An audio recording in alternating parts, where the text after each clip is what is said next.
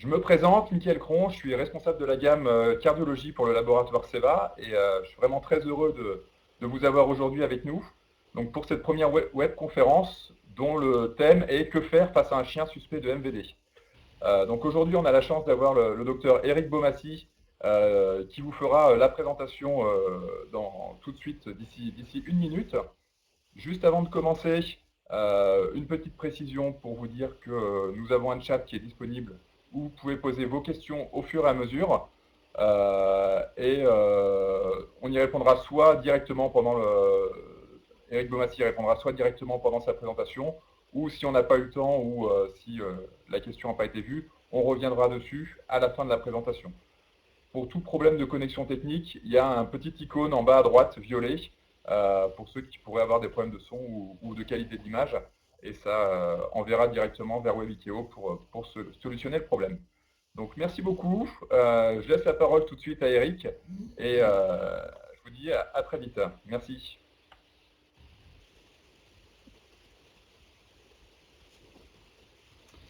Merci beaucoup, Mickaël. Bonjour à tous. Merci d'être tous présents, près de 300 personnes pour cette webconférence. Je remercie donc à travers Mickaël le laboratoire CEVA d'organiser ce cycle de webconf et de m'avoir convié à vous parler, à faire la toute première sur le cycle donc, de la maladie valvulaire dégénérative mitrale, la MVD. Je vais parler plus fort alors. La MVD et que faire face à un chien suspect de MVD. Alors la MVD c'est quoi? On le sait, c'est la maladie valvulaire dégénérative mitrale, endocardiose mitrale, on peut encore employer ce terme-là. Donc ça correspond à une dégénérescence myxoïde de la valve qui évolue avec l'âge. Il y a certains chiens pour lesquels le caractère héréditaire est très très fortement suspecté, avec des chiens qui tombent malades ou qui présentent ces anomalies très tôt, parfois dans leur existence. L'issue qui est la plus fréquente, c'est l'insuffisance cardiaque gauche, ou globale à la fin, c'est la décompensation cardiaque, et on va voir que comment suivre la MVD. Eh bien, un des points clés, c'est d'essayer d'évaluer le moment de la décompensation. C'est vraiment ce moment-là où on passe d'un animal qui a l'anomalie mais qui n'a pas de symptômes ou qui n'a pas de signes congestifs à un animal qui est malade du cœur. Et puis on sait que cette maladie présente un caractère systémique, c'est-à-dire que le cœur n'est pas un organe isolé dans l'organisme, il est en interaction et il agit sur les autres également, et en particulier le rein avec ce que l'on appelle maintenant le syndrome cardio-rénal, qui commence à être de plus en plus exploré, et il y a une interaction intime cœur-rein, maladie cardiaque impactant les reins, et d'ailleurs vice-versa aussi, maladie rénale impactant le cœur. Pour vous illustrer, sur la photo de gauche, vous avez une valve mitrale normale. Et puis sur la photo de droite, voilà à quoi ressemble une valve mitrale abîmée, une maladie dégénérative mitrale, et aussi avec, vous voyez, des cordages qui sous-tendent la valve, qui sont anormaux, parfois qui sont déchirés. Alors, on ne peut pas parler de maladie valvulaire dégénérative sans parler de la classification de l'insuffisance cardiaque. Une classification de l'insuffisance cardiaque, alors il y en a eu plusieurs.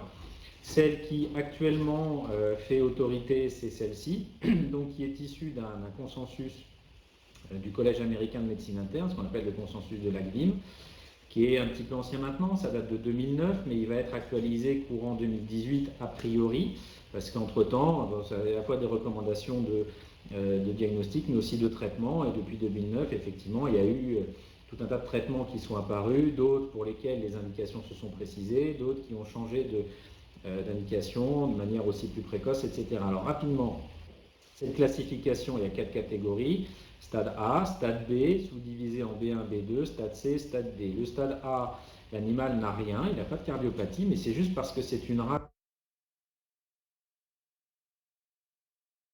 que l'on sait être prédisposée un jour à ce problème, eh bien, il rentre déjà dans la classification. Typiquement, le cavalier King Charles, qui, on le sait, 100% des cavaliers King Charles au-delà de l'âge de 11 ans sont atteints par la maladie.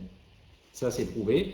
Et donc, on sait que s'il vit suffisamment longtemps jusqu'à l'âge de 11 ans, il aura de toute façon la maladie mitrale. Donc, ils sont déjà dans la classe A. La classe B, c'est lorsque on a déjà des lésions de valve, mais qu'il n'y a pas de symptômes d'insuffisance cardiaque, c'est-à-dire que ça n'est pas décompensé. On est toujours dans la maladie compensée.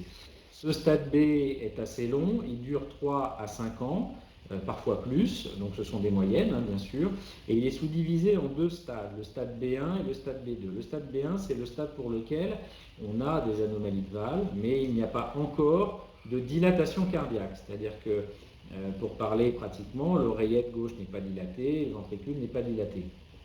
Le stade B2, un petit peu plus court. Alors le stade B1, c'est le plus long du stade B, par rapport au stade B2 qui lui est un petit peu plus court. Et c'est là que, ce que vous montre la courbe en rouge, c'est là que l'on voit apparaître, c'est là que se passent les choses en fait. C'est là qu'on voit apparaître des dilatations de l'oreillette, éventuellement ventricule, mais l'animal n'a toujours pas de symptômes. D'accord ? Et ce stade B2, on considère que globalement, on est dans l'année qui précède la décompensation.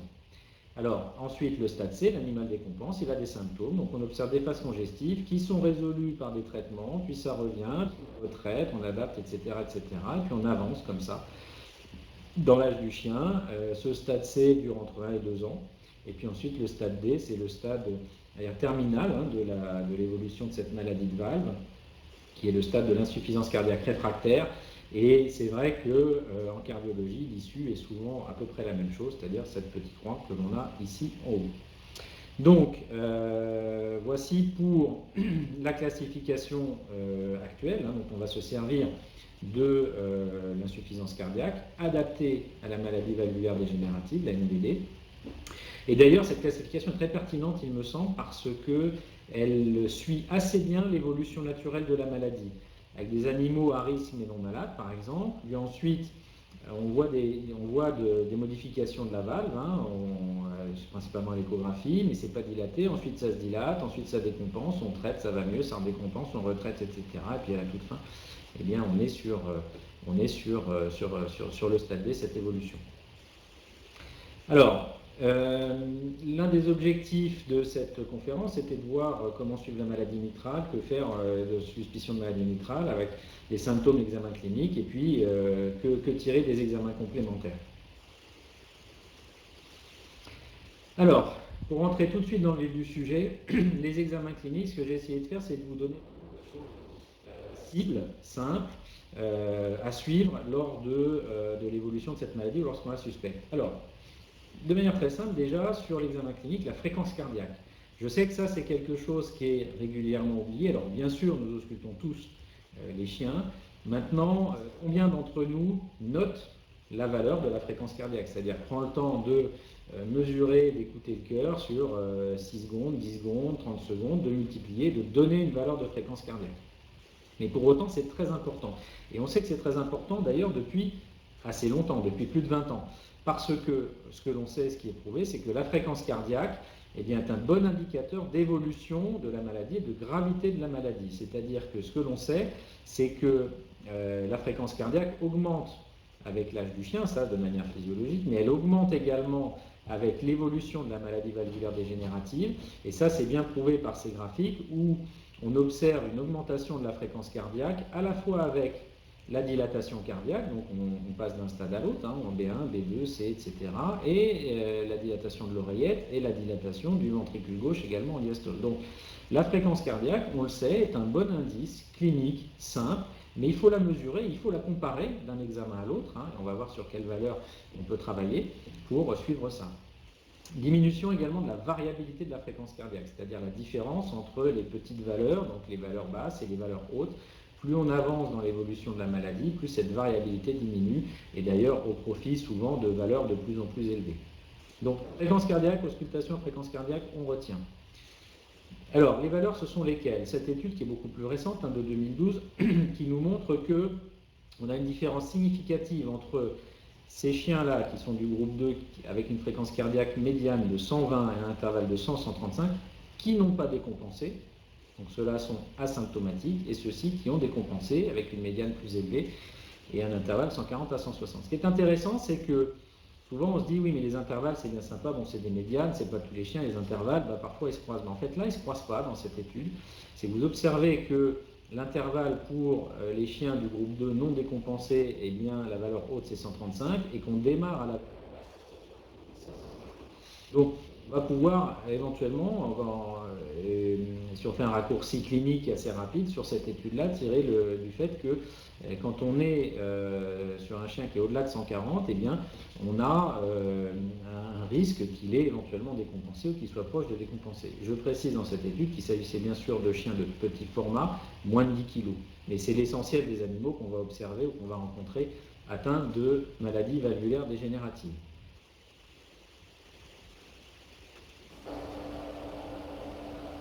Deuxième indice, la fréquence respiratoire. Je vous laisse regarder ce petit chien qui respire. C'est pour illustrer un petit peu cette donnée de fréquence respiratoire. Donc ce chien, sans surprise, on peut le voir respirer, mais sans surprise, je vous le dis, c'est un chien qui a un œdème pulmonaire d'origine cardiaque et qui présente une augmentation de la fréquence respiratoire, donc une polypnée. Alors, la fréquence respiratoire, ce que l'on sait, c'est que chez des animaux qui n'ont pas décompensé encore, d'accord, donc qui sont subcliniques, qui n'ont pas encore décompensé, la fréquence respiratoire moyenne et maximum également est inférieure à 30 par minute. Alors prise dans quelles conditions? C'est 30 par minute dans deux conditions dans cette étude, c'est au repos et pendant le sommeil. Moi, ce que je conseille aux propriétaires, c'est d'évaluer la fréquence respiratoire pendant le sommeil. C'est-à-dire pendant que le chien dort, eh bien, il mesure la fréquence respiratoire. Et alors, hors des phases d'excitation du sommeil, comme on les appelle, les rêves, les machins, enfin bon, mais hors de ces phases d'excitation, quand le chien est calme et qu'il dort, lorsque la fréquence respiratoire est inférieure à 30 cycles par minute, ce dont on est sûr, c'est qu'il n'y a pas d'œdème pulmonaire, il n'a pas décompensé. D'accord? Alors ça, c'est vrai pour les animaux qui n'ont pas encore décompensé, on va voir par la suite. Ce que l'on sait également, c'est que au-delà de 40, donc là c'est une valeur de 41, mais au-delà de 40, avec de bonnes sensibilités et une bonne spécificité, on est quasiment sûr, d'accord? Alors il y a 8% de faux négatifs et 6% de faux positifs, mais on est quasiment sûr, au-delà de cette valeur, qu'il y a un œdème pulmonaire. Ça veut dire quoi? Ça veut dire que globalement, la mesure de la fréquence respiratoire, et c'est tellement simple que les propriétaires s'occupent de la prendre au domicile, en dessous de 30, pendant le sommeil, on est sûr qu'il n'y a pas de signe congestif, qu'il n'y a pas d'œdème. Au-delà de 40, il y a de très fortes chances, quelques faux positifs et faux négatifs, mais enfin il y a quand même de très fortes chances qu'il y ait un œdème pulmonaire. Alors vous me direz, entre les deux, comment on fait? Eh bien entre les deux, on surveille. C'est-à-dire qu'un chien qui est en dessous de 30 et qui monte à 32 un jour, puis qui redescend en dessous de 30, etc., on va considérer que c'est un artefact. Par contre, un chien qui est en dessous de 30, puis le lendemain à 32, puis le surlendemain à 34, puis 36, etc., et qui se rapproche de 40 comme ça de manière progressive, il se passe quelque chose. Et là, il faut éventuellement envisager qu'il est en train de décompenser ou de redécompenser pour autant qu'il ait été stabilisé. Et c'est précisément ce que nous indique cette autre étude, c'est-à-dire que par rapport à la toute première, c'était des chiens qui n'avaient pas encore décompensé. Ceux-là, ils ont décompensé, ils ont fait un premier épisode d'insuffisance cardiaque congestive, ils sont traités et stabilisés, d'accord? Et traités et stabilisés de la même manière, pendant le sommeil et au repos et pendant le sommeil, ils redescendent en dessous de 30. Donc ça, c'est une donnée intéressante, c'est-à-dire que ces deux valeurs 30 et 40 sont à retenir avec une petite zone de gris qu'il va falloir interpréter, éventuellement expliquer aux propriétaires. Alors, pour aider les propriétaires à expliquer tout ça, il y a des applis. Et ça, c'est extrêmement pratique. Moi, j'en parle tout le temps. Je parle tout le temps de ces applis. Celle-ci, c'est l'appli que propose le laboratoire Seva sur l'iPhone, donc sur iOS. Vous la chargez dans l'App Store. Et c'est une appli qui s'appelle Suivi Chien Cardiaque, Suivi Chien ou Suivi Chien Cardiaque. Et les propriétaires, en fait, en chargeant cette appli, ensuite, à chaque mouvement respiratoire, alors je leur explique bien qu'un mouvement respiratoire, c'est un cycle d'une inspi, une expi, parce qu'il y en a qui comptent 1, 2 pour une inspi, une expi, et donc ça double la fréquence respiratoire, donc on s'inquiète un petit peu. Et je leur explique bien que j'inspire, j'expire, ça compte pour 1. Donc ils déclenchent et ça leur mesure, ça leur calcule la fréquence respiratoire. Ça fait même une courbe, on va les voir tout de suite.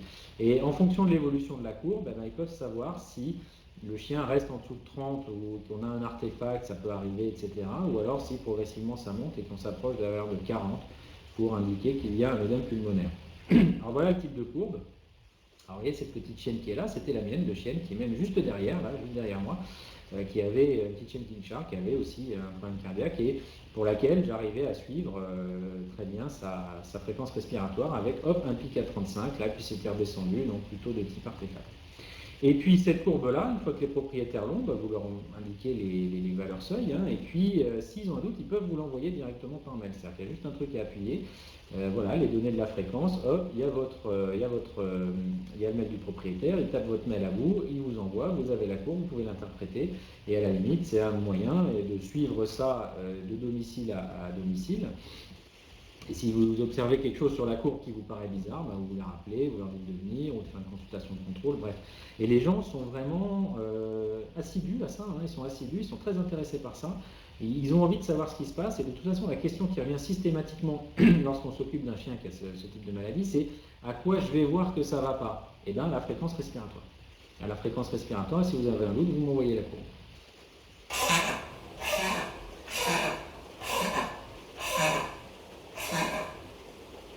D'accord? Ce chien est cardiaque ou n'est pas cardiaque? Pour l'instant, on ne le sait pas. En tout cas, il tousse. Ça paraît évident.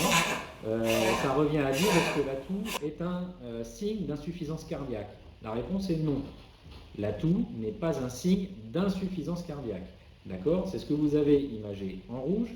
Cette étude qui s'intéresse à des chiens qui ont une maladie mitrale et qui met en évidence que de façon non significative, eh bien, la toux n'est pas un symptôme d'œdème pulmonaire, donc de signe congestif gauche. D'accord? Ça ne veut pas dire que les animaux cardiaques ne toussent pas, mais ce qui est intéressant, c'est qu'ils ne toussent pas à cause d'un œdème. Il n'y a pas d'œdème. L'œdème pulmonaire ne fait pas tousser. D'accord? Ce qui fait tousser chez les animaux qui ont une maladie mitrale, c'est principalement, et avec un autre ratio, c'est-à-dire qu'avec le risque le plus important de 8, et tout ça c'est significatif quand c'est en vert, principalement des maladies respiratoires, avec des maladies bronchiques, maladies trachéales, etc. etc. Alors, vous me direz, mais je ne comprends pas, parce que le chien qui a un gros cœur, il tousse. Oui, c'est vrai, c'est vrai. Et c'est ce que montrent également ces deux cadres verts, celui du dessus et celui d'en dessous. C'est-à-dire que la cardiomégalie, par son action mécanique sur les voies respiratoires, ça écrase la trachée, ça écrase un peu le départ des bronches, la bifurcation trachéobronchique, etc. Mais ça provoque de la toux. Mais attention, c'est différent d'un œdème pulmonaire. C'est-à-dire que mécaniquement, un gros cœur, une grosse oreillette gauche, ça fait tousser, d'accord? Parce que ça appuie sur la trachée. Alors il faut que ça appuie par en dessous et puis qu'éventuellement la trachée soit même coincée par au-dessus avec la colonne thoracique, mais ce n'est pas l'œdème pulmonaire qui fait tousser. La toux n'est pas un symptôme, n'est pas un signe d'œdème pulmonaire. D'accord? Donc ça, c'est très important.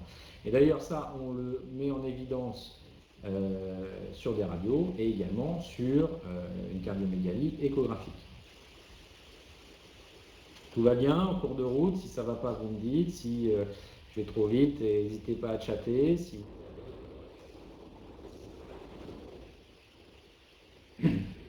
Alors pourquoi est-ce que l'œdème pulmonaire ne fait pas tousser? Eh bien, la toux, c'est un phénomène réflexe. Et comme tout phénomène avec un arc réflexe, il y a un stimulus, des récepteurs sensibles, voies afférentes, une intégration, des voies efférentes, etc. Ce qu'il faut savoir, c'est qu'il n'y a pas de récepteur à la toux dans le parenchyme pulmonaire profond. L'œdème pulmonaire, il est interstitiel, donc c'est interstitium pulmonaire, et puis il peut être alvéolaire. D'accord? Eh bien, dans les alvéoles, il n'y a pas de récepteur sensible à la toux. Donc ça ne fait pas tousser. Par contre, ça fait mal respirer, et on l'a vu auparavant, un chien qui a un œdème pulmonaire respire vite, il a une dyspnée, il a une polypnée, mais il ne tousse pas. D'accord? Et comme je vous disais, pour autant, les chiens qui sont cardiopathes, ou même insuffisants cardiaques, ils peuvent tousser, mais souvent ils toussent pour d'autres raisons.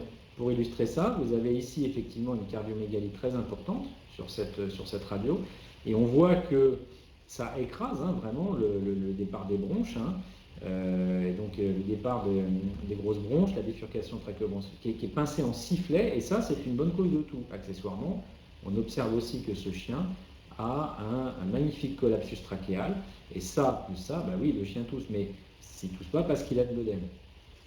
Autre raison de tousser, il ne faut oublier que ce n'est pas parce qu'ils ont un souffle, ce n'est pas parce qu'on a identifié une maladie valvulaire dégénérative que avoir autre chose en cours de route non plus. Ce chien qui avait une bronchopneumonie, d'accord, où on voit de la densification alvéolaire en région crâniale et ventrale du cœur, hein, dans les lobes pulmonaires, eh bien ce chien tousse à cause d'une infection pulmonaire, quand bien même il peut être atteint de maladie valvulaire dégénérative. Quatrième indice clinique, le souffle cardiaque. Ça, de la même manière, il est maintenant bien établi que l'intensité du souffle cardiaque est quelque chose de très important à surveiller. Et on le sait d'ailleurs aussi depuis très longtemps, 1995. Cette étude qui montre, alors ce n'est pas la classification de l'AGVIN dont je vous ai parlé, c'en est une autre, mais parce que celle de l'AGVIN n'existait pas, ça c'est celle de la NYHA, mais qui montre bien que plus on avance dans les stades de l'insuffisance cardiaque, plus il y a en nombre de chiens, des chiens qui ont des souffles qui vont vers des hauts grades. D'accord ? Et de la même manière, plus le souffle a un grade important, plus on a des dimensions cardiaques oreillette gauche et ventricule gauche en diastole qui sont élevées. Donc le souffle est bien corrélé, l'intensité du souffle est bien corrélée avec l'évolution et la gravité de l'évolution naturelle de la maladie mitrale et la gravité. Donc ça c'est pareil. Évaluer l'intensité du souffle, noter sur ces rapports cliniques, aujourd'hui j'ai un souffle 3 sur 6, et puis un an après c'est 4 sur 6, puis ensuite 5 sur 6, ça veut dire que la maladie évolue et on la suit ainsi. Plus récemment, on retrouve globalement les mêmes choses, et là il s'agit bien de la classification de l'AGVIM, avec les stades B1, B2 et C. Eh bien, plus on avance en stade, plus on a l'importance, plus on a un souffle important entre soft, moderate, loud et thrilling. Thrilling c'est le thrill, hein. Mais vous voyez que dans les classes C, ceux qui ont décompensé, hein, souvenez-vous du petit schéma de tout à l'heure, eh bien on a majorité de chiens qui ont un thrill. Et si on essaye de lire les graphiques dans l'autre sens, on a les souffles donc minimes, modérés, sonores, enfin très sonores et le thrill. Eh bien il y a majorité de classe C dans ceux qui ont un thrill. Et de la même manière que précédemment, presque 20 ans après quasiment, eh bien, on s'aperçoit que plus on augmente en intensité de souffle pour arriver jusqu'au thrill, eh bien, plus on observe que chez ces chiens, les cavités également sont dilatées, en particulier l'oreiller gauche. Donc le souffle cardiaque, comme les trois autres indices précédents, est quelque chose qu'il faut suivre. Alors, que faire lorsqu'on a une maladie valvulaire dégénérative? Eh bien, on va suivre aussi l'évolution du souffle, de manière clinique. C'est tellement vrai que récemment a été publiée l'étude EPIC, qui s'occupait d'étudier le pimomanan dans les stades B2 asymptomatiques, et que l'un des critères d'inclusion pour les animaux de cette étude, il fallait s'assurer que ce soit un stade B2, donc il y ait bien une dilatation, mais l'un des critères cliniques déjà, c'était un souffle systolique apeksien gauche minimum 3 sur 6. Alors, je ne vais pas dire que ça définit par le souffle le stade B2, mais ça veut quand même dire que si le souffle était d'intensité inférieure à 3 sur 6, on ne l'incluait pas, c'est-à-dire qu'on ne pouvait pas garantir qu'il s'agissait clairement d'un stade B2. Donc, on va être là à rien du tout, là on va être sur des souffles, on va dire de 1 à 3 sur 6, là on va être sur des souffles minimum 3 sur 6, et voire plus avec l'évolution compte tenu des graphiques que je vous ai présentés. Donc, une preuve supplémentaire s'il en était, d'indiquer que le souffle est un élément clinique très important lorsque l'on suspecte une maladie valvulaire dégénérative. Et puis, accessoirement, d'autres bruits. C'est vrai que de temps en temps, on ausculte, on se dit, tiens, c'est bizarre, le bruit de galop. Le bruit de galop, alors traditionnellement, on se dit, c'est pour les chats, le bruit de galop, mais en fait, non. Il est aussi présent chez certains chiens, et il est corrélé avec l'importance des dilatations, toujours les mêmes critères, oreillette gauche et ventricule gauche en diastole. Alors, tout ça c'est bien, ce sont des choses assez simples, et lorsque l'on est sur des cas qui sont assez traditionnels et qui sont classiques. Il y en a certains qui nous posent problème quand même. Quid des chiens qui sont très sédentaires ou peu expressifs de symptômes respiratoires? Et là, c'est pas toujours évident. Et la photo de Belmondo, on se fiche de lui toujours avec son petit Yorkshire, mais néanmoins, comment évaluer et comment savoir et comment juger de critères cliniques sur un chien qui ne va pas quitter les bras de son propriétaire ou dont la seule activité sportive sera de regarder le foot à la télé. Donc ça, c'est compliqué. Parfois, on a du mal effectivement à déterminer quels sont les signes. Et puis, ça ne veut pas forcément dire que la maladie n'est pas évoluée, mais que dire des symptômes qui ne sont pas ceux d'une insuffisance cardiaque congestive? La fréquence respiratoire, je vous ai dit, c'est on évalue la présence d'un œdème, mais il y en a que l'on peut considérer avoir décompensé, ou en tout cas avoir des symptômes quand même de leur maladie valvulaire dégénérative, la maladie mitrale, mais qui ne se manifestent pas par des symptômes d'insuffisance cardiaque congestive. Fatigue, syncope, d'accord.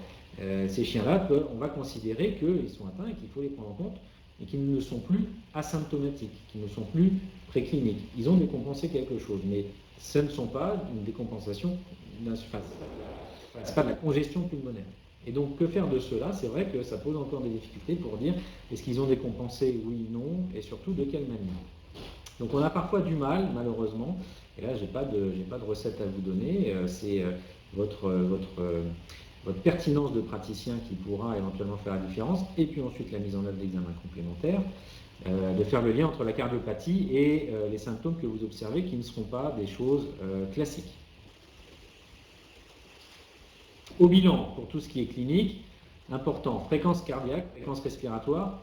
L'atout, ça n'est pas un symptôme d'œdème pulmonaire, ça n'est pas un symptôme d'insuffisance cardiaque congestive. Un chien cardiaque tousse, on a vu pourquoi, principalement, mais ce n'est pas à cause d'un œdème. Le souffle cardiaque, on suit son intensité dans le temps, ça c'est important. Et puis éventuellement d'autres bruits. Et puis les autres signes, le rythme, l'arythmie, et puis on n'oublie pas, là ce sont des choses simples, c'est les 4 points clés, on va dire, de l'examen clinique. Que faire lorsqu'on suspecte une UMVD? En gros, ça veut dire quoi cette diapo? C'est que les 4 points clés, c'est quoi? On suit la fréquence cardiaque, on évalue la fréquence respiratoire, on évalue le souffle cardiaque, et on est pertinent, en tout cas on prend avec beaucoup de recul les symptômes de tout. Et sinon, on n'oublie pas le reste de l'examen clinique, la palpation, percussion, coup fémoral, etc., etc.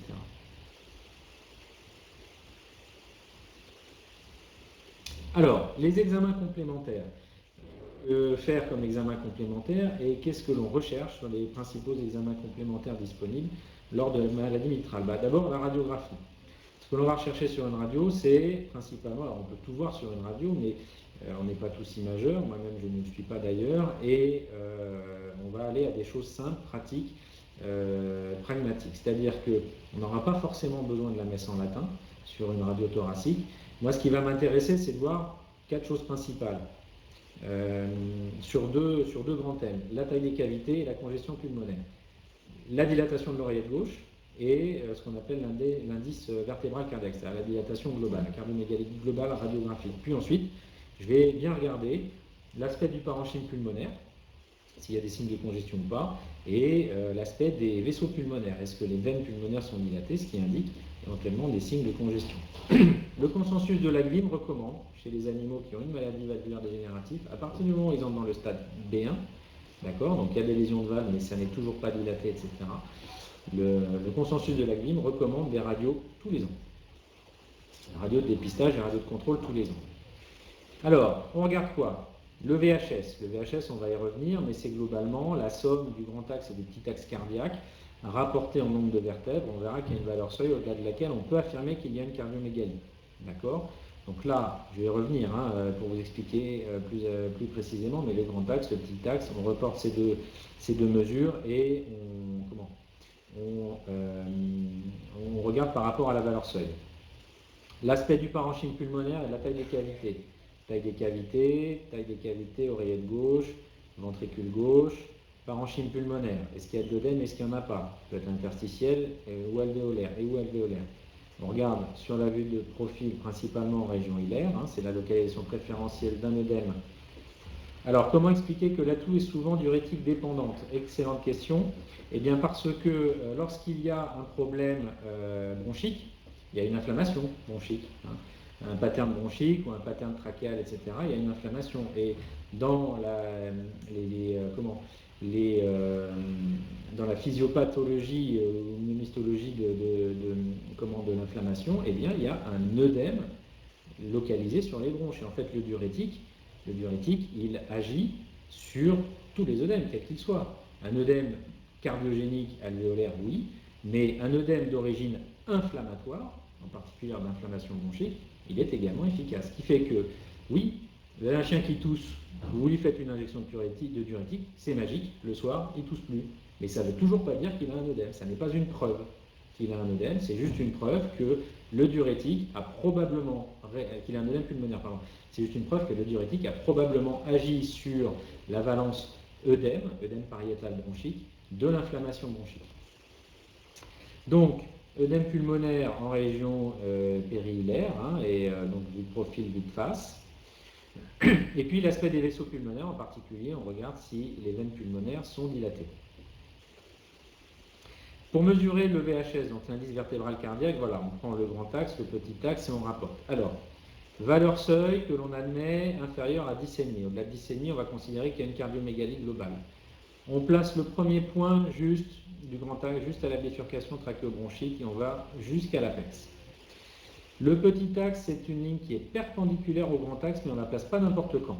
On la place quand on veut, mais on ne la place pas n'importe où, excusez-moi. On la fait démarrer pile sur le bord ventral de la veine cave caudale. D'accord?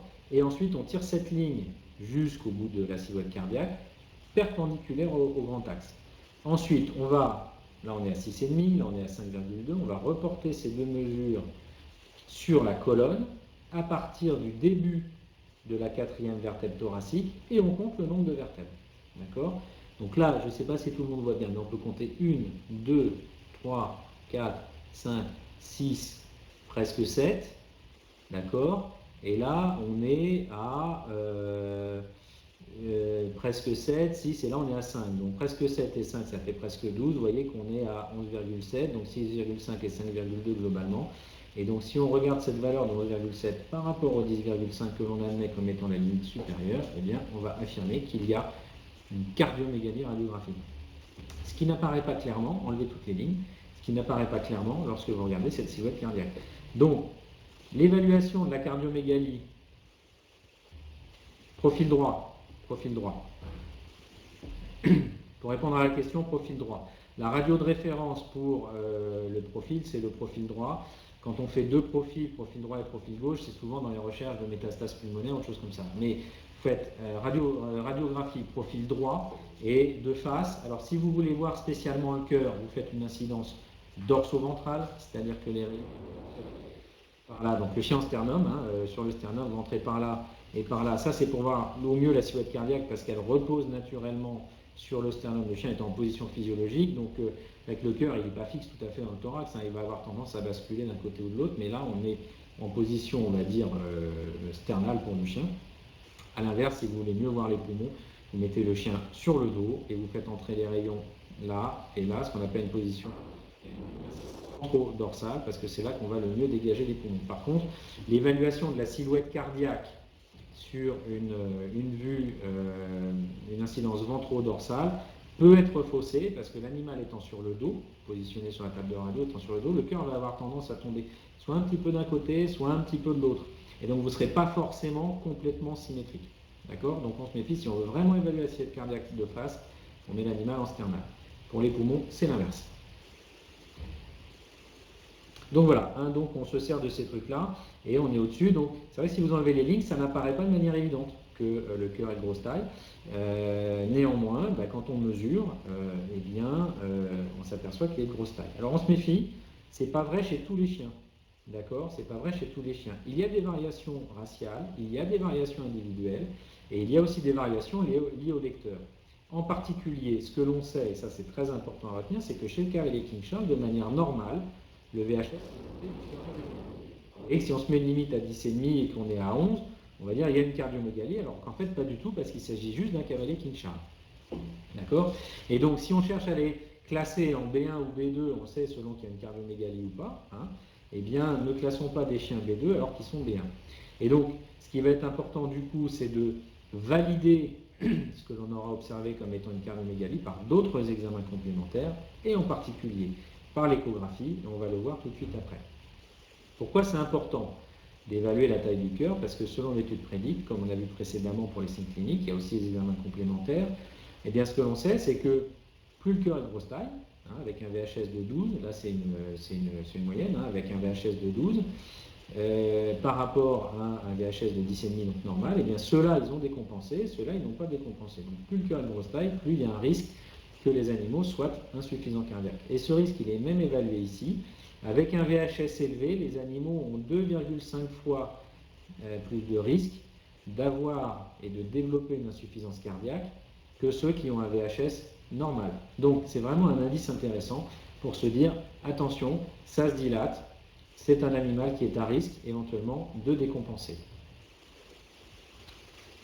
C'est tellement intéressant le VHS que dans l'étude Quest, qui est un petit peu plus ancienne que certaines précédentes, le VHS a montré sa puissance prédictive indépendante de gravité lors de l'insuffisance cardiaque. C'est-à-dire qu'on peut dire que, mais oui, mais ça dépend de la race, du poids, du sexe, il est gros, il n'est pas gros, voilà, c'est un mâle, une femelle, etc. Non, non, le VHS c'est un indice indépendant, c'est-à-dire expurgé de tous ces autres critères de gravité lors d'insuffisance cardiaque.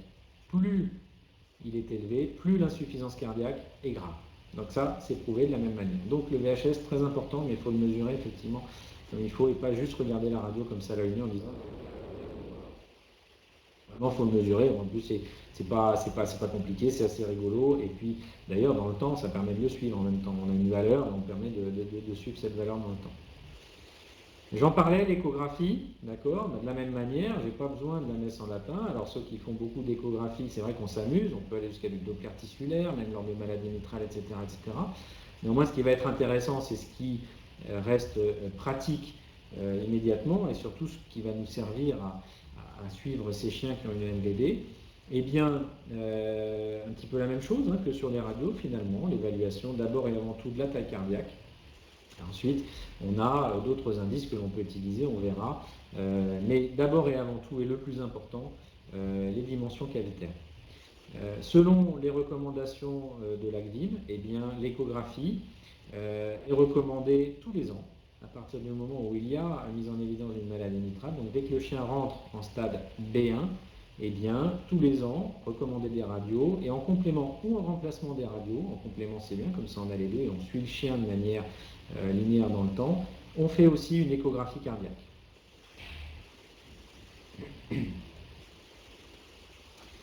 On suit la taille de l'oreillette gauche, donc on mesure l'oreillette gauche et le rapport oreillette gauche sur aorte. Alors il y a différentes méthodes de mesure, selon que on va se positionner comme ceci pour la dimension de l'aorte, selon qu'on va se positionner comme ceci, mais surtout selon le temps du cycle cardiaque, d'accord? Parce que selon qu'on va être en début ou en fin de diastole, c'est-à-dire à oreillette pleine ou à oreillette vide, eh bien l'oreillette n'aura forcément pas la même taille, bien entendu. Donc ça, c'est la méthode, ce qu'on appelle la méthode suédoise, qui est la plus couramment pratiquée, qui se mesure, l'oreillette se mesure à oreillette pleine, donc en début de diastole, et on fait le rapport oreillette gauche sur aorte, sur une coupe petit axe transaortique par abord droit, et on fait ce rapport donc entre l'oreillette gauche et l'aorte. Et normalement, un rapport normal est en dessous de 1,6. Au-delà ou égal de 1,6, on va considérer qu'il y a une dilatation de l'oreillette gauche. Première mesure que l'on fait. Deuxième mesure que l'on fait, la mesure du ventricule gauche en télédiastole normalisée. Alors là, si je vous perds, vous n'hésitez pas à m'arrêter et à me reposer des questions. Sur une coupe petit axe transventriculaire, la première qu'on obtient décompose la sonde globalement, en transventriculaire, eh bien, on fait défiler un mode temps mouvement. Et en fin de diastole, donc il faut un ECG pour ça, la fin de diastole c'est le début de l'onde Q, là sur le CG, vous voyez, on mesure la dimension interne du ventricule gauche. Donc c'est gauche en fin de diastole. Ce sont les dimensions, c'est la dimension que vous avez retrouvée lorsque... Oui, on peut le faire très facilement. Oui, on peut le faire très facilement, il faut juste choisir une méthode. Il faut juste avoir une bonne coupe, d'accord, la coupe petit axe transaortique, là que je t'ai montré. Alors, comment on l'a fait? Tu essayes de voir le triangle Mercedes de l'aorte, tu as l'oreillette gauche en dessous, et pour être sûr que c'est la bonne coupe, normalement tu vois le départ de la valve pulmonaire. Enfin, tu vois un petit peu de bout de valve pulmonaire. Donc, mais tu choisis toujours la même méthode. Ce qui va être intéressant, mais même si ta coupe n'est pas parfaite, parce que, encore une fois, on ne vous montre jamais nos images d'OB, mais là c'est des images qui sont de belles images, mais parce qu'on fait aussi des images qui ne sont pas belles, tout le monde. Donc, mais si ta coupe n'est pas parfaite, ce qui va être important, c'est de bien faire toujours de la même manière sur le cycle cardiaque. C'est pour ça que je vous ai mis les références des articles, et vous pouvez les retrouver, les charger et voir comment faire vos coupes. Mais oui, on peut faire très bien ça en tant que généraliste, et à la limite, on peut faire même que ça, si l'écho ne t'intéresse pas plus que ça, pour suivre. C'est le principe que j'essaie de défendre là depuis le début de cette webcon. Tu peux faire que ça pour suivre la dilatation cardiaque. Je vais te dire après à quoi ça correspond de suivre l'oreillette gauche et le rapport AG sur A.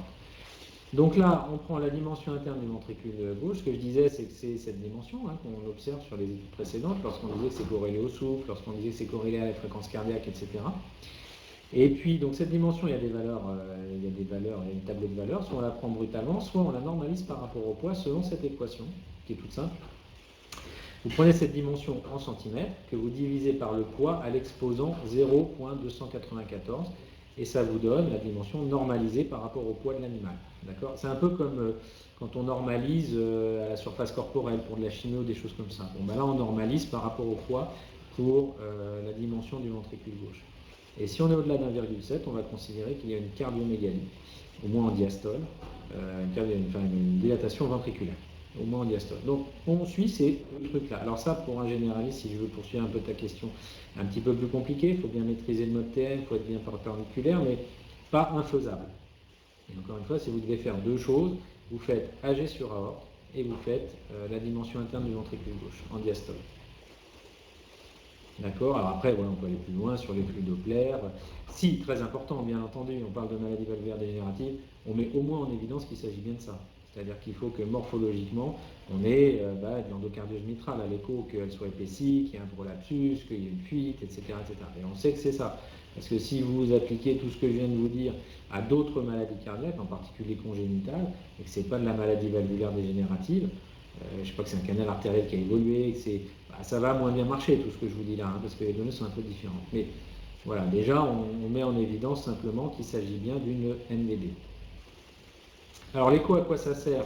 Eh bien, dans les stades, on s'aperçoit que tous les indices que l'on peut calculer sur cette étude, on va passer rapidement, il y a plus d'animaux qui ont des valeurs au-delà des seuils qui sont acceptés dans ceux qui sont dilatés que dans ceux qui ne le sont pas. Logique, là je ne réinvente pas l'eau tiède. On sait que dans l'étude prédite, plus le rapport oreillette gauche sur aorte est élevé, plus on a des chiens et de risques qui soient insuffisants cardiaques, d'accord ? Donc là, on a un AG sur aorte de 1,4 pour les animaux qui ne le sont pas, qui n'ont pas décompensé, et ceux-là, ils ont décompensé, d'accord ? Donc, vous voyez, avec un rapport qui est, c'est une médiane, qui est plus élevée. Et puis, lorsque les rapports sont élevés, donc quand ils sont au-delà des valeurs qui sont acceptées, eh bien vous voyez qu'un rapport à gauche sur aorte qui est augmenté, l'animal va avoir 8,5 fois plus de risque de décompenser, de devenir insuffisant cardiaque. Le plus fort, c'est même le ventricule gauche en systole avec un risque de 15 et le ventricule gauche divisé par l'aorte avec un risque de 11. Donc, ces deux rapports, gauche sur aorte et ventricule gauche, en diastole, systole si vous voulez, mais déjà diastole, eh bien, sont importants à suivre pour évaluer la gravité, éventuellement les risques de décompensation lorsque l'animal est encore asymptomatique. Dans ces carrés, là, ce que vous allez regarder, c'est ça. AG sur aorte. Ça, vous savez, on l'avait vu pour la fréquence respiratoire, au-delà de 40, on sait qu'il y a un anneau pulmonaire. Et bien là, au-delà de 2,52 de rapport avec gauche sur aorte, alors c'est vrai que la spécificité n'est pas terrible, mais la sensibilité n'est pas mauvaise, eh bien on va pouvoir envisager qu'il y a un œdème pulmonaire. C'est-à-dire qu'au-delà d'une certaine valeur de l'AG sur aorte, eh bien oui, il y a œdème pulmonaire. Donc c'est à suivre. Et puis, enfin, rapport avec gauche sur aorte, de la même manière, c'est un indice prédictif indépendant comme le VHS, de gravité lors d'insuffisance cardiaque. C'est-à-dire plus il est élevé, plus c'est grave. Dernière partie, les marqueurs. Les marqueurs cardiaques, on va parler principalement du NT-proBNP. Il est plus élevé, ça sans surprise, vous le savez, chez les animaux insuffisants cardiaques que chez ceux qui ne le sont pas. D'accord ? Mais plus intéressant, c'est cette étude de l'équipe d'Alfort, donc Cocorico, pour nos amis de Maison Alfort, pilotée par Valérie Chelboul. C'est-à-dire que si l'on gère l'OAP, AG sur aorte redescend. Oui, ça arrive avec les diurétiques, ça arrive de voir un AG sur aorte qui redescend, pas forcément en dessous des valeurs seuil, oui, mais ça arrive de voir que ça se dédilate de manière logique, avec un diurétique par exemple, tu vas diminuer la précharge, principalement avec un diurétique de lance, donc tu vas diminuer le volume qui arrive dans l'oreillette, donc l'oreillette va avoir tendance à se dédilater. C'est pas toujours spectaculaire, mais ça arrive. Ce que l'étude EPIC également a prouvé, là sur la dernière publi, c'est qu'on observe aussi une diminution de ce rapport en stade B2 lorsque les animaux reçoivent le PIMO. Et donc ça, c'est intéressant, c'est pas non plus spectaculaire, mais c'est des choses qui sont intéressantes. Donc oui, ça peut bouger un petit peu. Après, très clairement, quand tu es à des stades très évolués de dilatation de l'oreillette, ça ne bouge pas ou peu. Hein. Si tu as un rapport de 3 ou 4, alors l'oreillette gauche sur aorte, il ne faut pas espérer avec un diurétique et un gérant-l'œdème que tu vas redescendre à 1 ou 1,5. Hein. Il fait descendre un petit peu, mais de toute façon, il va rester quand même élevé, parce que l'oreillette, de toute façon, elle est gigantesque. Donc, sur le NT-proBNP, eh bien, on observe que les animaux qui sont en stade B1 eh bien, ont des valeurs plus basses que ceux qui sont en stade B2. Et ce qui est intéressant, c'est d'observer qu'ils ont mis en évidence une valeur seuil au-delà de laquelle on sait que la décompensation risque d'arriver dans l'année qui suit. C'est-à-dire que pour une valeur seuil de 466 picomoles par litre de NT-proBNP, eh bien, l'animal décompense dans l'année qui vient. Voilà. Donc ça, c'est intéressant, c'est pareil, c'est un truc à suivre. Vous pouvez faire chez vos animaux mesurer le NT-proBNP assez régulièrement et vous dire que eh bien, quand je m'approche ou quand je suis au-delà de ça, attention, attention, attention, je suis proche du stade C, alors que j'étais en stade B2. Autre examen complémentaire, mesure de pression artérielle, c'est bien de la faire, c'est pas toujours simple, d'accord. Et puis on se pose toujours la question d'ailleurs pour la pression artérielle, de savoir la valeur, enfin la validité, la valeur que j'obtiens, est-ce que c'est réel? Il y a beaucoup d'artefacts, c'est pas simple. Et puis le consensus de l'AGVIM recommande quand même un certain nombre d'examens biologiques. Donc dans les stades B non décompensés, faire au minimum et un suivi hématocrit, taux de protéines créate et analyse urinaire. Un profil biologique complet dans les stades C. Et puis quand on avance dans les stades C et stades D, tout examen nécessaire pour comprendre ce qui se passe et pourquoi c'est réfractaire. Donc ça, ce sont des recommandations de l'AGVIM, de la même manière qu'il recommandait des radios annuelles et une écho en complément ou en remplacement de la radio. Au bilan pour les examens, et on en aura fini. La radio thoracique, eh bien, on va suivre la dilatation cardiaque, d'accord, la cardiomégalie par le VHS. On regarde si oui ou non il y a des signes congestifs, deux choses, l'opacité pulmonaire et la dilatation des veines pulmonaires, d'accord. Sur l'échographie, on met en évidence qu'il s'agit bien d'une maladie valvulaire dégénérative. Ça, la radio, elle ne vous le montre pas, hein, mais c'est l'écho qui vous montre les lésions de valve.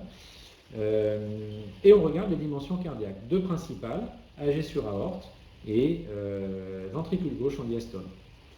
Les biomarqueurs, plus c'est grave, plus ils sont élevés. À partir du moment où un animal a décompensé, les biomarqueurs peuvent être intéressants, mais là où ils sont les plus intéressants, c'est dans le pronostic et le suivi du stade B2, où au-delà d'une certaine valeur, 466 on l'a vu, eh bien on sait qu'on se rapproche à un an près, on va dire, de la décompensation.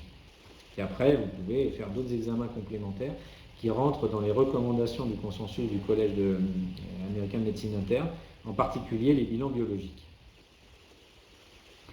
En conclusion, on choisit les critères d'évaluation pour comment faire en cas de MVD. On choisit les critères d'évaluation clinique, radiographique, échographique, biologique. Simple. Et ça, maintenant, je pense qu'on a tous ce type de matériel d'examen. Ça permet d'évaluer à un instant T la cardiopathie. Si on veut s'aider d'une classification, la classification de l'AGVIM est très bien. On suit l'évolution de la maladie. On essaye de prédire son évolution, surtout intéressant là où il faut être, dans l'année qui précède la décompensation, pour évaluer ce moment de décompensation et ensuite pouvoir prévenir l'apparition d'un œdème pulmonaire. Je vous remercie de votre attention. J'ai vu que Michael est revenu avec nous. Si vous avez des questions, n'hésitez pas. Merci beaucoup Eric pour ta présentation. J'ai vu que tu avais répondu à toutes les questions au fur et à mesure de celles qui étaient posées. Je ne sais pas si vous en avez d'autres. En tout cas, profitez-en, il peut rester 1 à 2 minutes s'il y en a qui viennent. J'en profite une dernière fois pour te remercier Eric pour ta présentation vraiment très claire. C'était parfait. Merci également à Webikeo pour leur soutien avant et pendant la webconférence. Michael, attends, il y a une question de Marianne D. Merci, le PDF est-il disponible? Alors, je ne pense pas que le PDF soit disponible, néanmoins, comme elle a été enregistrée, il doit y avoir un replay disponible pendant... Exactement ce que j'allais dire, il y a un replay qui va être disponible normalement dès demain. Dès qu'on a fini l'enregistrement, à partir de demain, il sera disponible. Et normalement, le document devrait être disponible aussi, téléchargeable. Mais en tout cas, la webconférence sera disponible en replay pendant 1 an. Donc n'hésitez pas à revoir cette webconférence. Donc c'est également ce qui est écrit. Vous aurez le replay quelques heures après le webinaire par mail. Donc tout le monde aura le lien pour retrouver le webinaire. Sinon, je vous donne rendez-vous moi la semaine prochaine, jeudi prochain à 13 h pour la deuxième session qui cette fois-ci abordera le... Je n'ai pas trouvé l'appli Seva, excuse-moi. Je n'ai pas trouvé l'appli Seva. Attends, excuse-moi, il y a une question. Je suis désolé, Mickaël, je n'ai pas trouvé l'appli Seva. Suivi chien cardiaque, oui, sur l'App Store. Il faut avoir la dernière version d'iOS.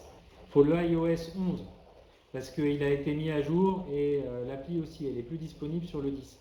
Ok, on s'était rendu compte de ça. Et on est en train de remettre à jour cette application-là et en même temps, elle sera de nouveau disponible sous Android.